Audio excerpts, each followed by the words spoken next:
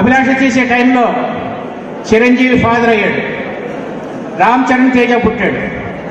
ఈ రామ్ చరణ్ తేజని హీరోయిన్ చేయాలని చెప్పి సురేఖ అంటే వాళ్ళ అమ్మ చిన్నప్పుడే వాడిని కరాటే డ్యాన్స్ నేర్పడం. రామ్ చరణ్కి ఇక్కడ సరిగ్గా ఉండదు, దాన్ని కొంచెం ఆపరేషన్ చేసి సెట్ చేయడం. మొత్తానికి మగధీర అనే సినిమా రిలీజ్ అయినప్పుడు వాడు సూపర్ మాట్లాడగల దరిద్రుడా, నీకేలా చెప్పేది, పోవచ్చు కదా బయటికి పోయి మాట్లాడుకోవచ్చు కదా, ఎందుకురా అట్లా చంపుతాం మమ్మల్ని. ఈ లైఫ్లో అలాగే ఉంటుంది. ఇంకో 2 years పని.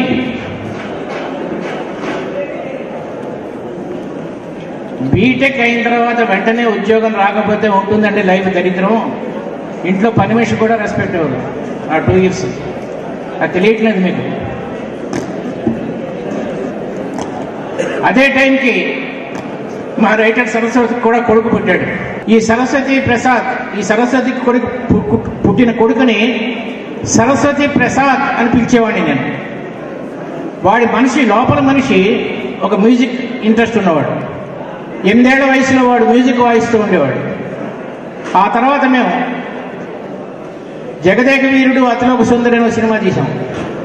ఆ సినిమాకి ఈ కుర్రోడు మాతో పాటు మెడ్రాస్ వచ్చాడు.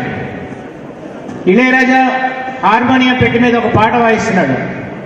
అబ్బని తీయని దెబ్బ ఎంత కమ్మగా ఉందిరా అబ్బ పాట అది. ఆ పాట వాయిస్తుంటే ఈ కుర్రోడు గబుక్కులు లేచి, సార్ ఇది శివరంజని రాగం కదా అన్నాడు. ఇళయరాజా వాడిని ఇట్లా కొట్టి, జీవితంలో నువ్వు ఎప్పటికైనా పైకి వస్తావురా. ఆ తర్వాత మొన్న మేము జూనియర్ ఎన్టీఆర్తో శక్తి అనే సినిమా తీసాం.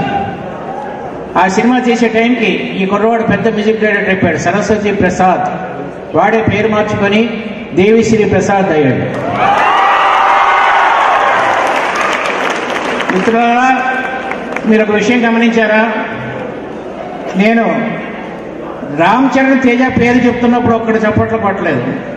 దేవిశ్రీ ప్రసాద్ పేరు చెప్పగానే అందరూ చప్పట్లు కొట్టారు. దీన్ని బట్టి ఏమర్థమైంది? నీ తండ్రి ఎవడు అని కాదు, నువ్వెవరు అని.